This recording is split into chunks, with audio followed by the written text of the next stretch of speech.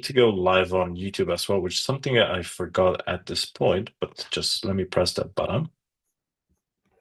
Apologize for that. And we should be live on YouTube as well. Perfect. So today's first workshop is perfect for anyone who's targeting the BTCfi season bounty, which is 3,000 in prizes sponsored by Vezu. I'm extremely excited to introduce Nils, who will guide you through the Starknet BTCfi ecosystem and show you how to turn Bitcoin into a productive asset. Folks, this is honestly cutting edge stuff. So over to you, Nils. Thank you. Thank you so much for having me. It's been really cool to see all the people joining this hackathon. I'm very excited to participate and for the submissions in the end. So I'm just going to share my screen. I hope that all works fine. I hope you guys can see my screen now. We can see it, yes. Perfect. So let me just make that full screen. Cool. Yeah, again, really excited to be here to this hackathon. I'm really excited to have all the hackers, developers looking at Starknet, looking at what we are building here in terms of Bitcoin yield or Bitcoin in general, but also beyond. I honestly think, developers and people building in the space, they have made crypto in general to what it is today, to kind of a legitimate industry. And so just very excited to have you all here and continue pushing the space. We are going to talk a little bit in this workshop about bringing yield to Bitcoin. It's something that we as an ecosystem, Starknet, are pushing a lot. From the perspective of Vezu, Vezu is the main lending market on Starknet. Bitcoin and yield are, of course, a very important element in our strategy, and so we have been, happy to sponsor this track. And I'm again really excited to see all the submissions. Let me first just advertise Vezu a little bit. I mentioned already it's the main lending market. So since the beginning of the year, we have grown to the #2 app overall on Starknet in terms of TVL. And we are looking, of course, at the crown. That's our aim, that's our goal. But it's not just about taking market share from existing apps. It's about growing the entire ecosystem and onboarding users, building new products that cater to end user, and just growing the entire space. At the moment, we stand at about 55 million TVL, which is kind of an all-time high for Vezu. And we have issued more than 10K loans, which are all sorts of lending loans on Vezu itself, so fully collateralized or over-collateralized lending, which is DeFi's kind of flagship lending product. And in terms of what Vezu stands for, the values that we represent and that we live for, and that we invest in kind of our everyday work, we strive for offering really the best UX when it comes to lending, when it comes to crypto lending. We are at the point in crypto and in DeFi where we can actually offer, comparable UX to centralized financial institutions like neobanks and so on. And this is really, really exciting and something that we have been building towards, for a long time in crypto. We are here now, and our focus is to enable products that really feel like regular financial products, while there is no one in between the user and his assets. So self-custody kind of as a core principle there.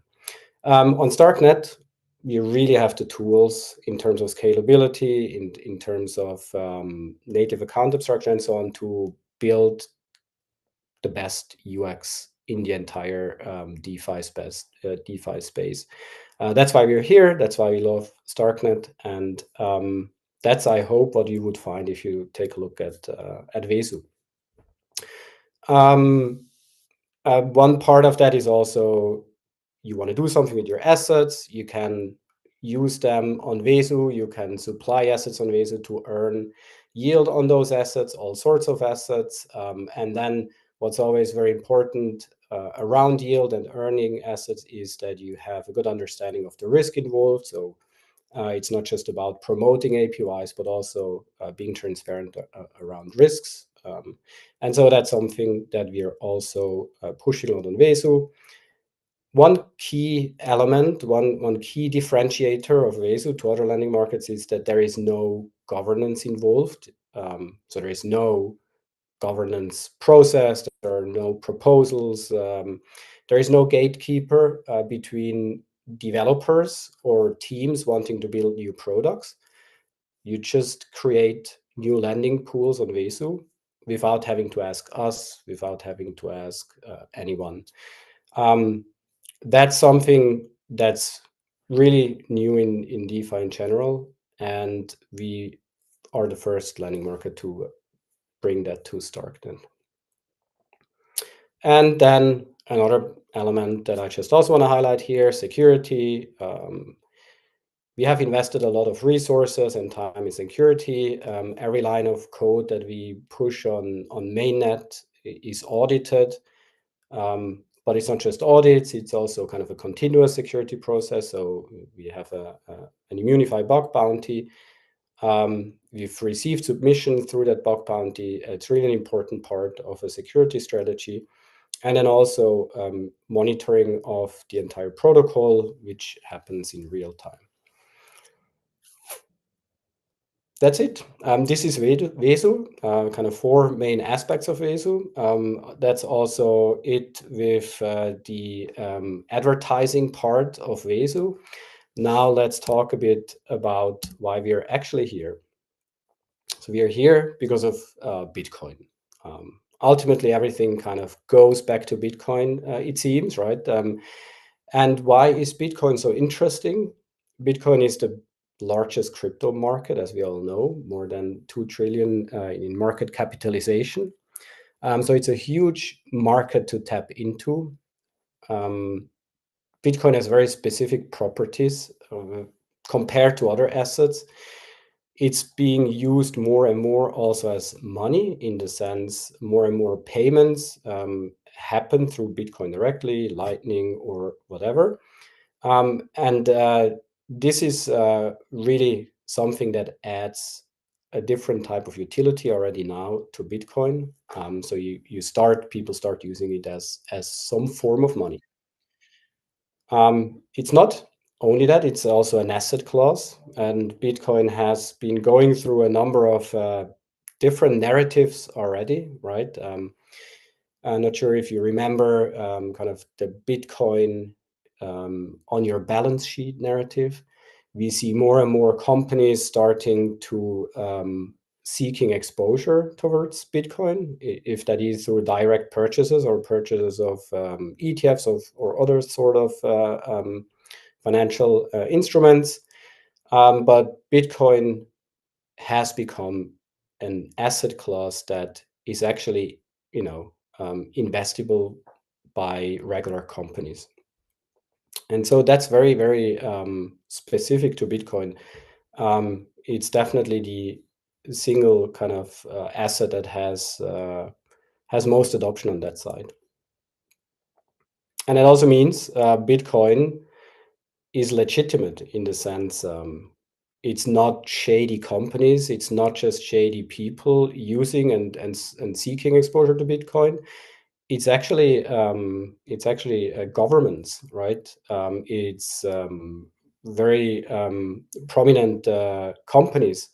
So Bitcoin definitely has the best or highest legitimacy across all sorts of assets. if you look at financial institutions onboarding crypto assets or products that they want to offer or that they're offering to their customers, it's mostly Bitcoin at that time. So Bitcoin is a very, very special crypto asset, and it's a huge market that yet, hasn't been really tapped into in terms of, or from the perspective of DeFi. So Bitcoin is perfect, huh? Or is there, something missing? If we look at some numbers, we actually see that a large part of the supply is owned by individuals. So those numbers, they are from a report that you can actually check out yourself if you're interested, by River. The link is on the slide too. So 14.5 million Bitcoins is estimated to be owned by individuals. That's really, a large part of the supply. At the same time, 4.3 million of Bitcoin is held by known third parties, which includes all sorts of custodians, exchanges. Actually, the biggest part of those 4.3 millions is custodied on exchanges, centralized exchanges. But that also means that still a large amount is owned in self-custody, right? Because there's much more owned by individuals and other companies. And then, on the right side there, 0.14 million of Bitcoin is actually used or deposited in DeFi today or earlier, this year, from when these numbers are actually. So a tiny fraction, right, of the entire Bitcoin supply is currently in use, at least in DeFi. Most of the Bitcoin is locked away. It's held in cold storage or other, let's say, wallets, which oftentimes are not really usable or not integrated with DeFi and other sorts of services. So the main thing here is most Bitcoin is currently locked away and is not productive. It doesn't have enough utility, maybe, that people start to use it more across DeFi. Of course, Bitcoin as an asset itself has appreciated in value a lot, which may make some of the utility not even that relevant. But that means there is a large potential here to actually make a large portion of Bitcoin productive. And that's ultimately why we're here, right? That's kind of the mission of Starknet as a chain, as an L2, to unlock all that Bitcoin that currently sits idle, is locked away, and add more utility to that Bitcoin. How do we add utility? We provide programmability of Bitcoin, right? We allow it to scale. For Starknet, that means somewhere in the future, our goal is to be a native Bitcoin L2. And for now, it means we are an execution layer that allows users already now to add more or access more utility for their Bitcoin through bridging and so on. But ultimately, our goal of Starknet as an ecosystem is to add more utility to Bitcoin, add more features, more ways how holders of Bitcoin can use it, rather than just having it locked away somewhere. What does that mean, utility, right? It's a bit abstract, but ultimately what that means, or parts of what that could mean, are self-custody. So even if people custody, or a large part of Bitcoin is actually self-custodied, according to those numbers, that doesn't mean that that's necessarily a secure way. A lot of the wallets are not, they don't offer security features like the features that we know from Ethereum, or that we know in particular on Starknet. with Bravos and Argent. So utility can just also mean better self-custody, better wallets. And for that, we need more programmability. We need more flexibility in terms of code that we can write. We have that on Starknet, of course. What does it also mean? On off ramping? Do I always have to go through centralized exchanges? Are there other ways which are more convenient and stuff, right? Also, just sending money. We want that to be sending money, sending Bitcoin, right? We want that to be cheap and fast. Of course, we have certain possibilities there already, for instance, with Lightning, but we can improve a lot on that side too. Sending and spending. I want to spend my Bitcoin at the moment. That still means for many in kind of our everyday lives, we have to buy stuff at the shop. We have to actually have cards available with which you can buy our groceries and stuff. So cheap, send and spend. That's a big utility that we can add. Earning yield. That's why we're here.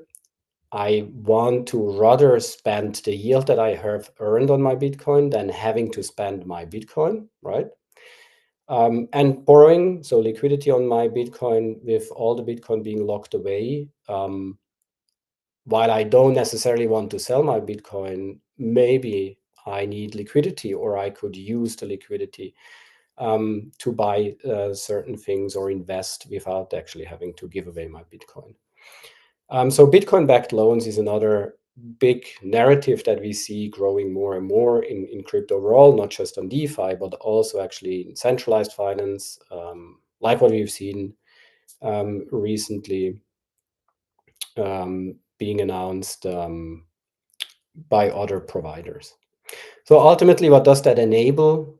If we have all that utility, that can enable living on the Bitcoin standard. So I actually have my assets in Bitcoin, and I can go through life, do all the stuff that I'm doing now from my Bitcoin optimally without having to sell my Bitcoin.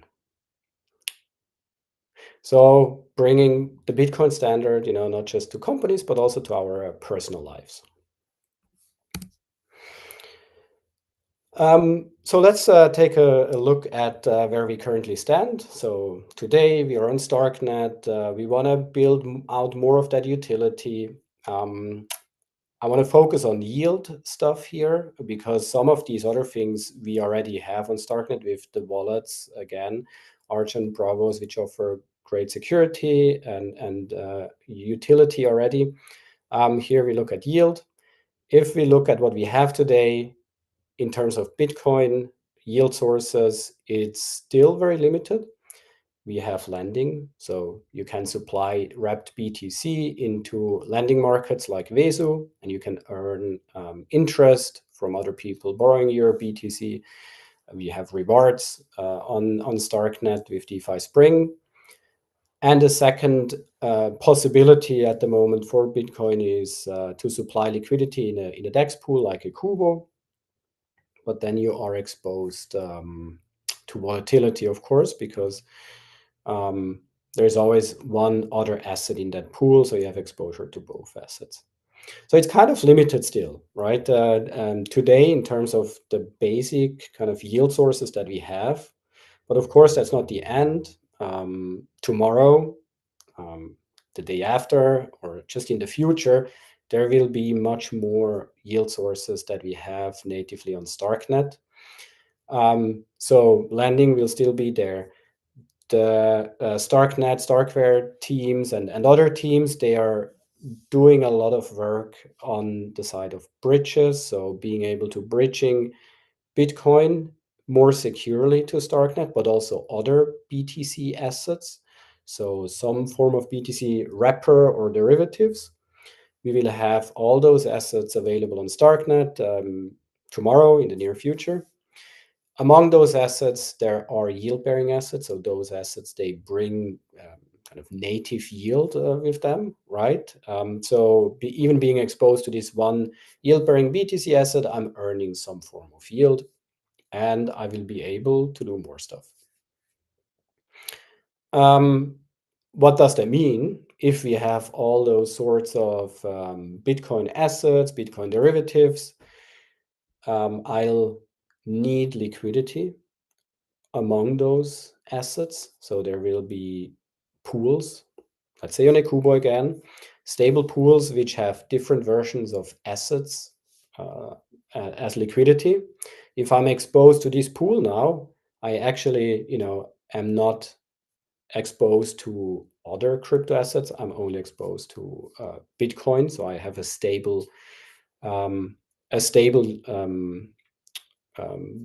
yield or stable exposure there in those pools, which acts as another form of yield source.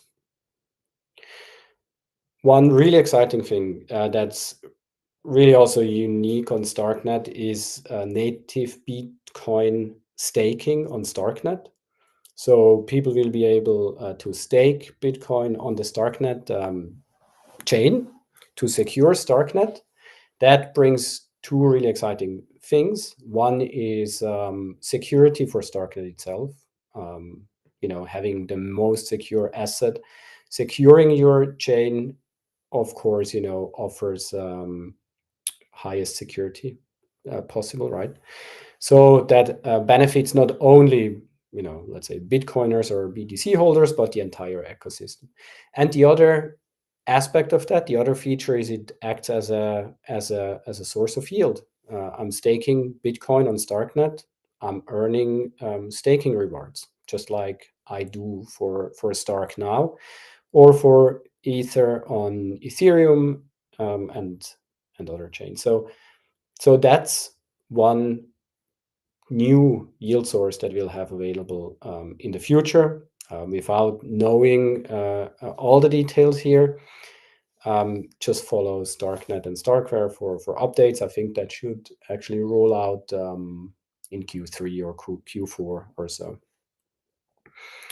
And then if you have staking, we also have LSTs, so liquid staking tokens.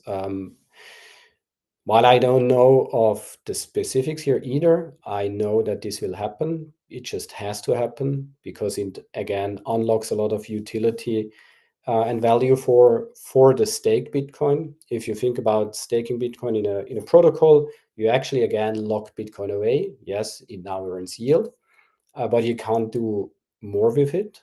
So what those LSTs actually have, unlocked is that I'm earning staking yield, but I can also use it in other protocols to do more stuff with it, right? So LSTs really are a key kind of element of DeFi strategies.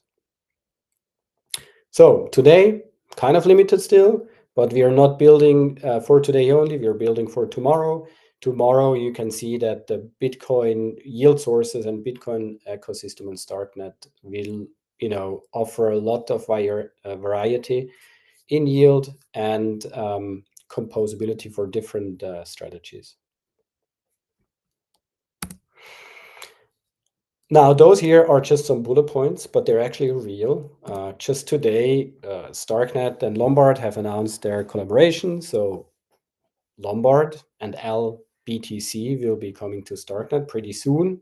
That's one yield-bearing Bitcoin asset. But already before that, a lot of stuff has been happening already around onboarding Bitcoin. For instance, Xverse, which is a Bitcoin native wallet, which announced it will support Starknet. I think that should actually be here pretty soon. We have Atomic, the bridge/exchange, which allows for highly secure bridging of native Bitcoin onto Starknet. Fully supports Starknet already. Garden, another bridge, which also offers secure bridging to Starknet. So those are a number of announcements that we have already seen, and they just highlight that things are actually happening here on Starknet.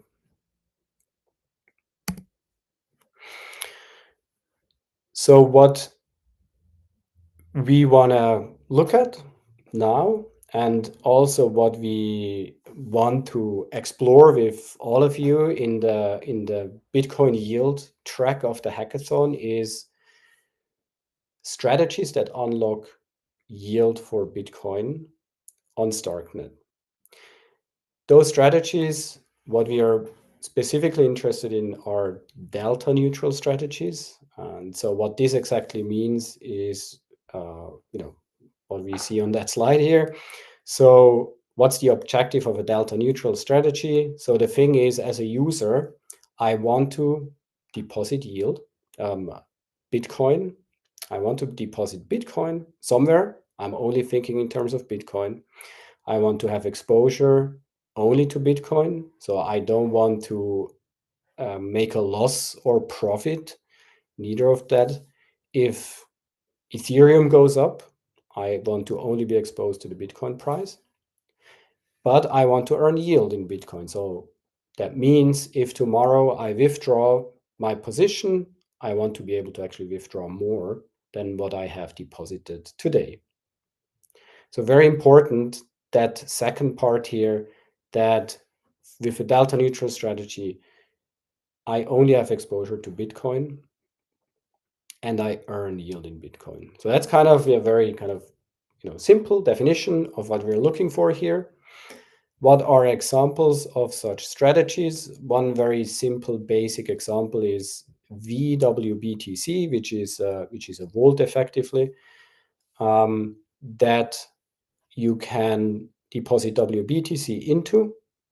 It's supplied on Vesu, on a Vesu lending market. There are different lending markets on Vesu where you can supply WBTC. This one specifically is in the Genesis pool. So you supply WBTC in this vault.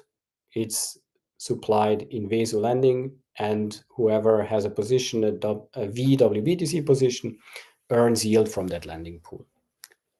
Very basic example of a delta neutral yield strategy for Bitcoin. I'm not exposed to any other asset really, or at least not directly.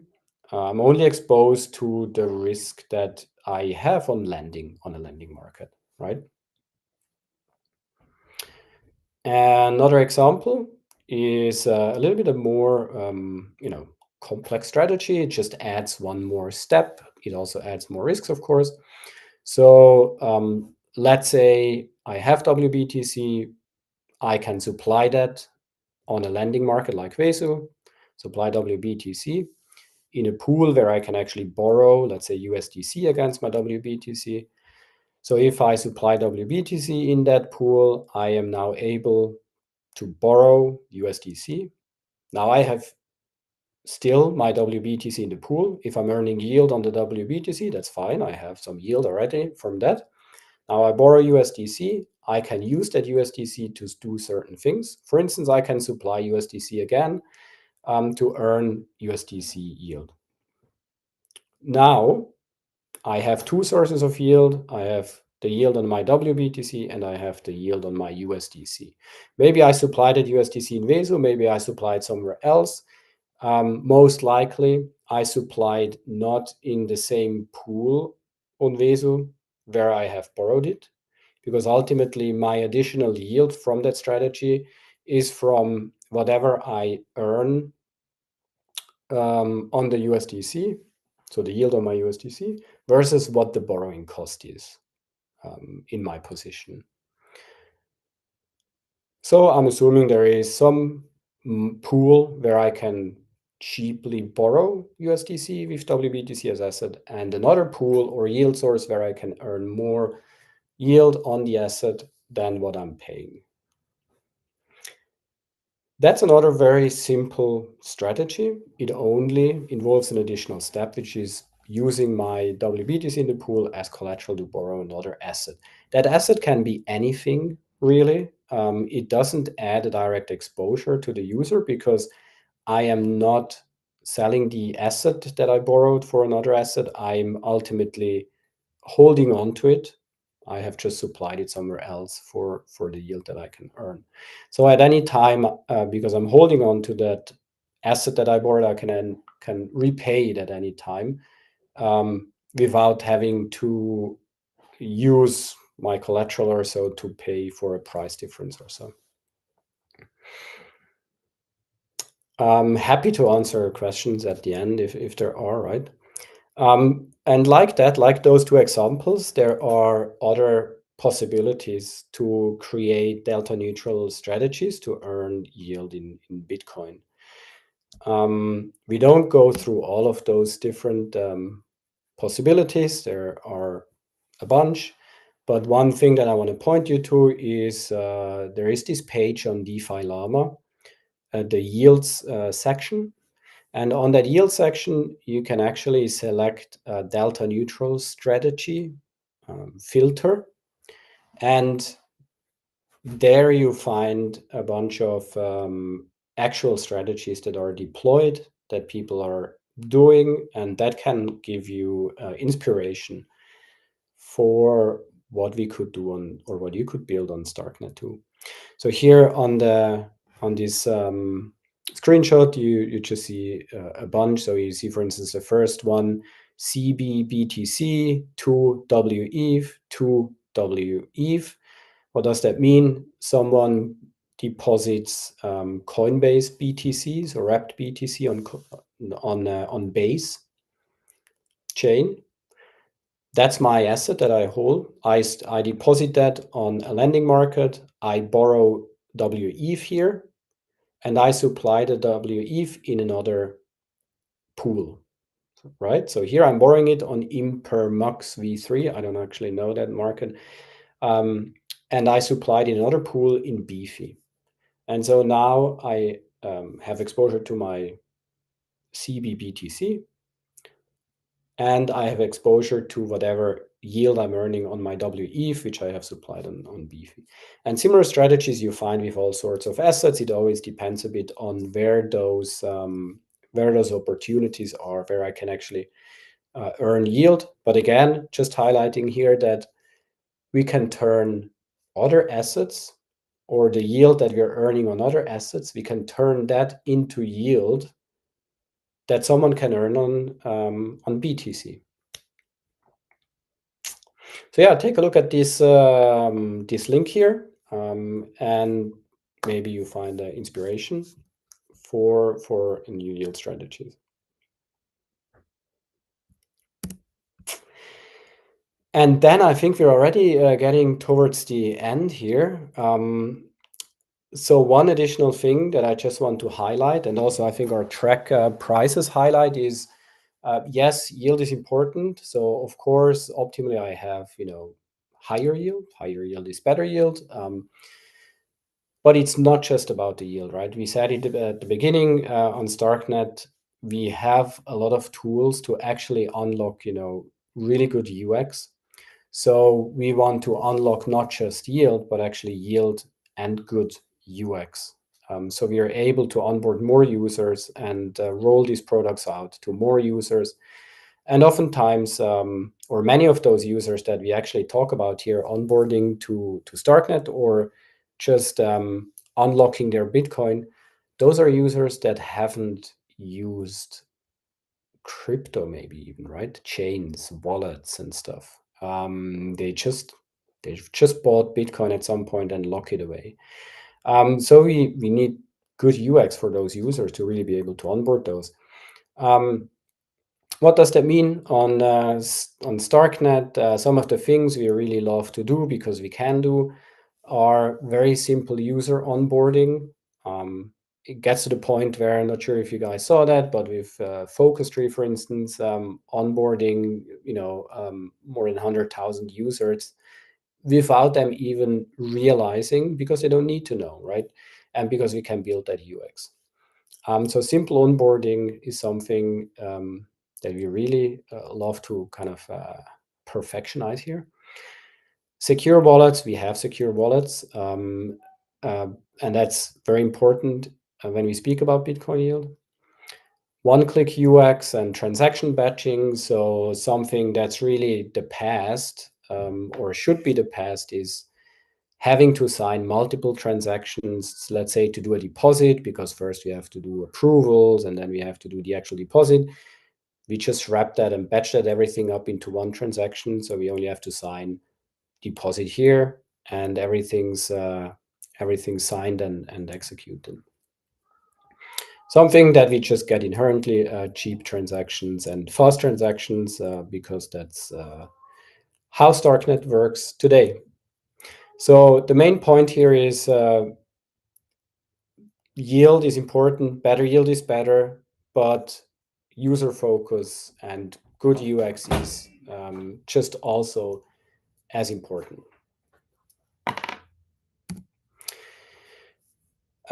We actually also have some, let me just take a look at the time here. Yep, I think we're getting to the end. So we actually also have some really good examples already on Starknet. Just want to highlight some here. And again, looking at this from the perspective of enabling people to live on the Bitcoin standard. So just have my Bitcoin in a secure way and go through life using this Bitcoin and the yield that it generates to do my purchases and stuff. So, highlighting Argent here and their card, so I can actually have my Bitcoin in the wallet and I can spend on crypto with my Argent card. So we have, the spending part effectively already on Starknet. Another example, Bravo's earn feature. Effectively, what I'm doing, I'm holding Bitcoin on my Bitcoin wallet.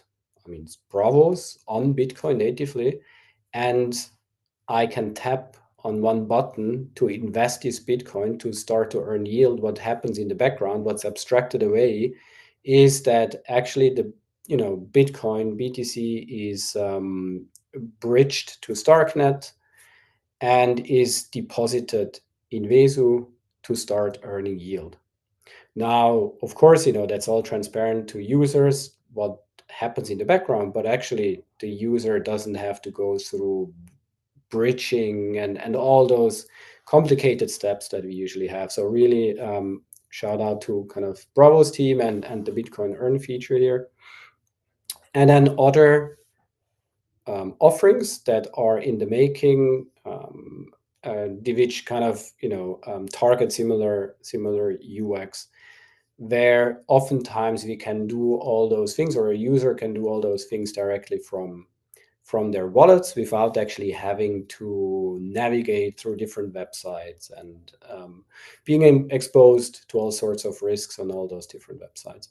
So those are just some examples from what we are already doing or what we already have on Starknet.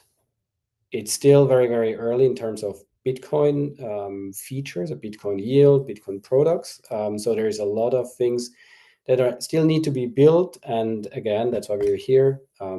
Really look forward to work with you guys. That's also why we sponsor this track, bringing yield to Bitcoin on Starknet. And I just want to summarize the prizes again here. So there are 3 prizes, each for 1K. Those 3 prizes, they focus on different things. So one is the best yield. What's the best yield, Bitcoin yield strategy that someone can build here, focusing on the yield itself. So how high is the yield versus risk, right? Then the best UX. So who builds the coolest app in terms of UX, where as a user, I really get that feeling I'm just living off of my Bitcoin.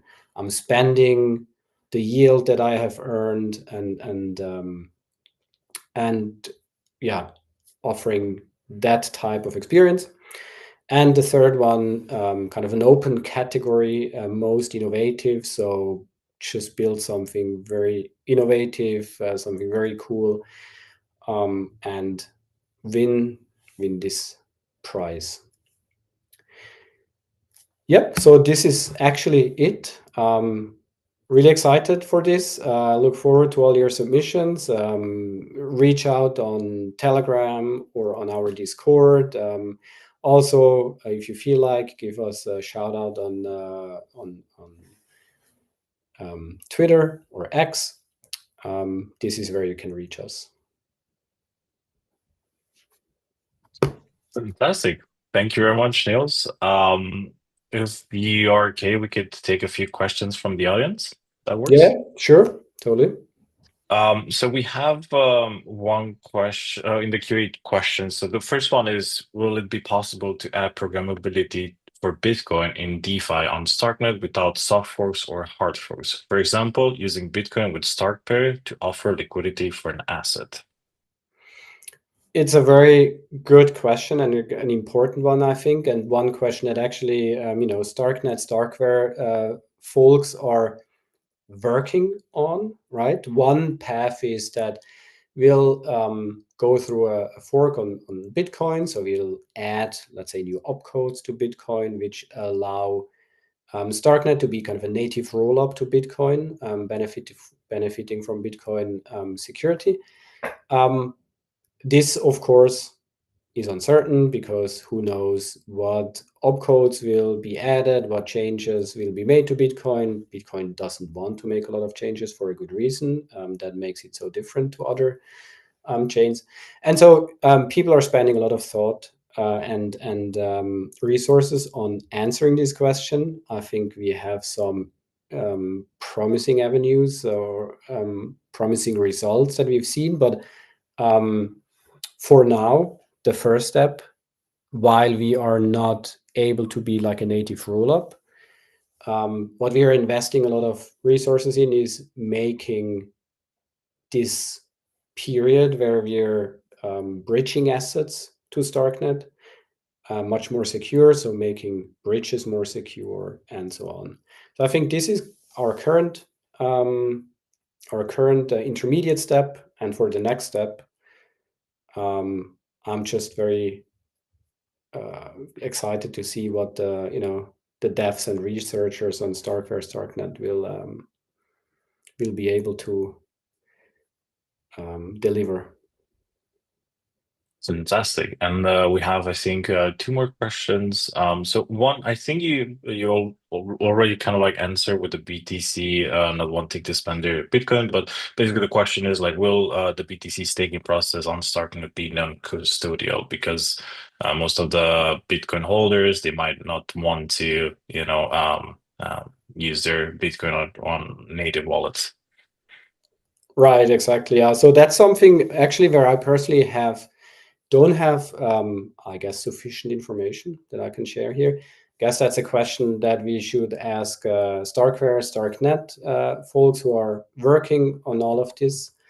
But it's a very good point. I think this is key for many use cases to unlock Bitcoin, that we are able to do this, natively without adding a lot of risk to it. Yeah.